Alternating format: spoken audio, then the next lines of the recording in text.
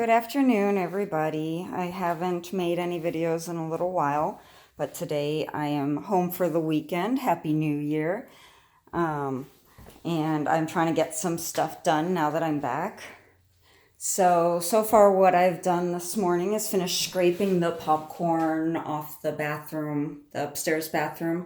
I have that little mark that I'm going to have to skim coat with some drywall paint.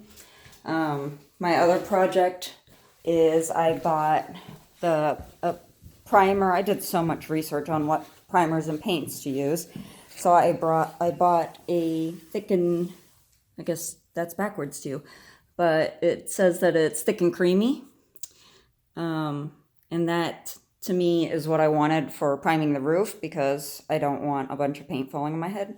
And then I got ceiling paint. This is actually from Walmart and it was $8 for the full gallon and has really good reviews. So hopefully that works out as well as it says it is. If it wasn't interior, I'd probably use it for the trim as well because I like a thicker paint, so because I'm messy as can be. So that's my project for today. I want to prime and try to paint the ceiling in the kitchen and downstairs bathroom now that all the popcorn is scraped off. So I'm going to take that light fixture down. I have a vision for what I want that light fixture to look like, and I haven't found it. So I don't have a new one for it, but I don't know if you've seen that there's a light fixture in between those two windows. And I got something last weekend that I wanted to replace that with, which I think is going to be so exciting. So I went to the Restore in Wichita, and I got this light fixture for $15. And I like the oil rubbed bronze because the house is old, so I don't want to take away and add like stainless steel and stuff. So if you don't know the Restore, they're like Habitat for Humanity, and you can donate things and you can buy things, and $15 for that light. I mean, I'm hoping it works. I'm assuming it works, but that's the chance you take when you buy things like secondhand like that. But if it works, that's a sweet deal. I also got this light fixture. It's a 3-light fixture. I got that there as well for $9. So that's going to go in that guest bathroom. And then we got this light to replace the outside when the front porch is replaced, because that thing's coming down. So we got that light fixture to put outside, because what I have right now is a really bad leaking roof with a lot of snow. So, and a random light that just hangs from that roof where a lot of water was leaking through yesterday. So I already asked all the people I got quotes on for the deck. I want to install that on the side of the door, like a normal outside light should be. So hopefully when it warms up, I'll have that deck replaced and install that light. But it was too good of a deal to pass up. I think that one was $20. Yeah.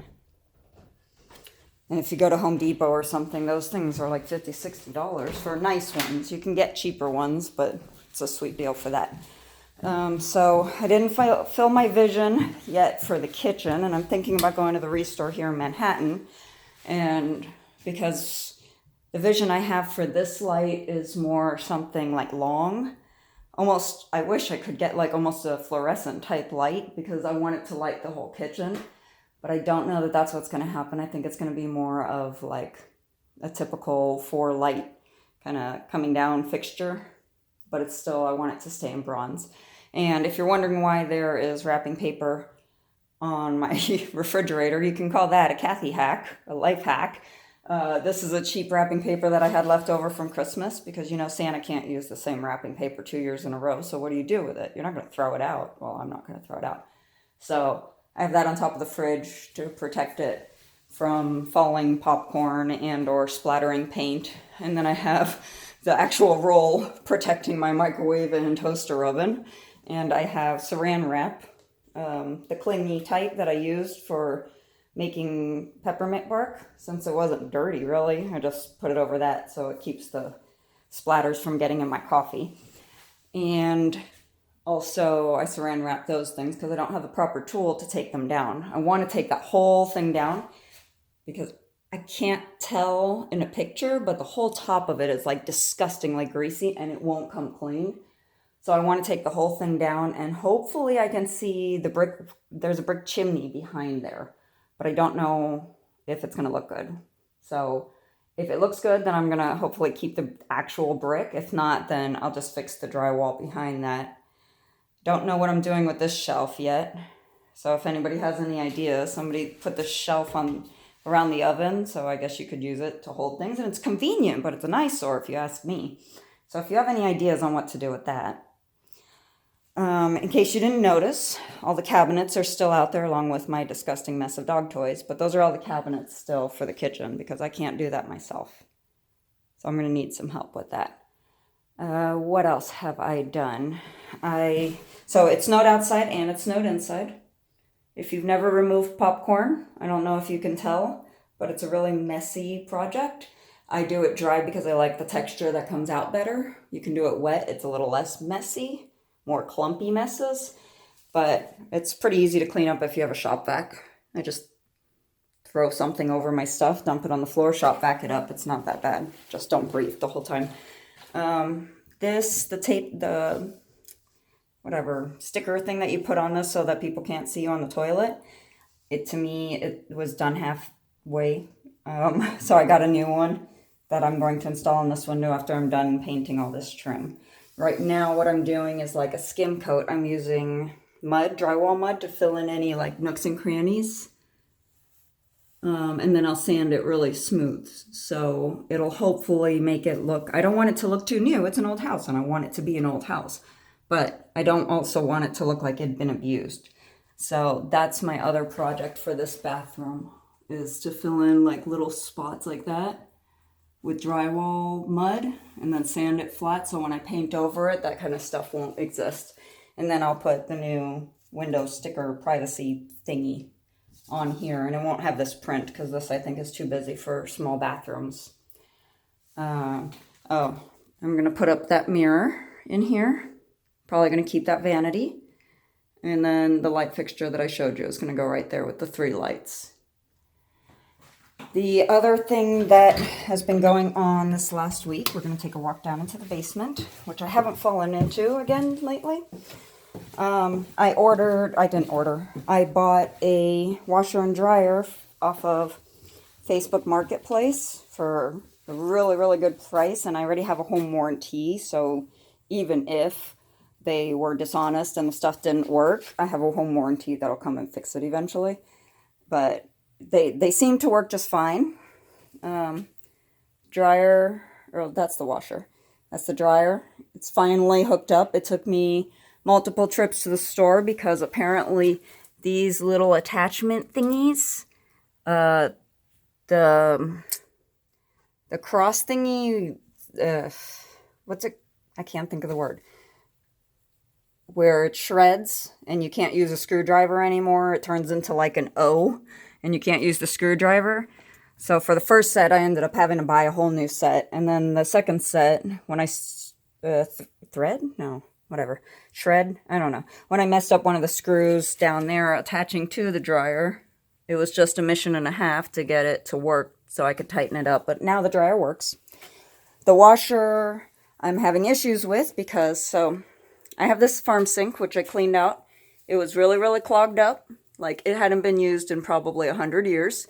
It was clogged up terribly, and so I used some baking soda and vinegar. I poured baking soda in the drain, and then I poured vinegar and let that do its volcano magic, and it cleared the drains out after a couple of different attempts of that. So, and then I scrubbed these. These are like concrete. I've never seen anything like it. But I scrubbed them with some Lime Away stuff and steel wool. And they came actually really clean, and the sinks actually work really well. But the washer and dryer are hooked up to the sinks. The problem I'm having is the cold water works perfectly fine. The hot water one is corroded to a whole nother level of corrosion. And I have limed away, I have baking soda, I've vinegared. I might need to go try some Coke. I don't know what else to do because I can't detach that. And the other side is so corroded also that I can't attach it to the washer or dryer. It works, but it won't twist because it's so rusty, it won't twist. So that's been a mission that has really aggravated me for the last last week. And then I figured out what this pipe that just kind of ends in the sky like that, None of us really knew what that was about, and after doing a lot of tutorials on installing a washer myself, I realized that the hose that comes out of it, for if it floods, doesn't need to go into the sump pump hole. Wait, where am I? Doesn't need to go into that hole, like is what they suggested when they sold me the washer. It's supposed to go into that so that there's a trap, like a sink, so that any stuff that happens to be in the overflow would be caught in that trap, I guess.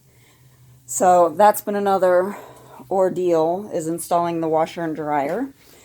And besides the holidays putting up and the holidays taking down, oh, and I'll also post a picture of how I fixed the wires outside by the air conditioner because they were not weathered. The inspector pointed out that they weren't properly weathered, so I'll post the picture of how I fixed that with a pool noodle. And before I forget, a couple people had asked me about scraping popcorn, and be careful for asbestos because of how old the house is. I did have the popcorn tested and it came back negative. So there's no asbestos in this house. We also had the linoleum tested, and that came back negative as well. So whenever somebody comes to do the floors in here, that's not going to be a worry at all. So in case any of you were still worried about that, I know you're concerned. I will let you know as more things come up. I try not to actually do the things while I'm making a video, but if that's something you'd like, let me know. If you have suggestions or anything, as always, just let me know. I'd love to hear from anybody because I'm learning this misadventures of Kathy. I'm learning this one step at a time. So I'd like to hear from you. I'm going to get back to work now because I believe my 15-minute smoke break is up. I will talk to you all soon. Bye.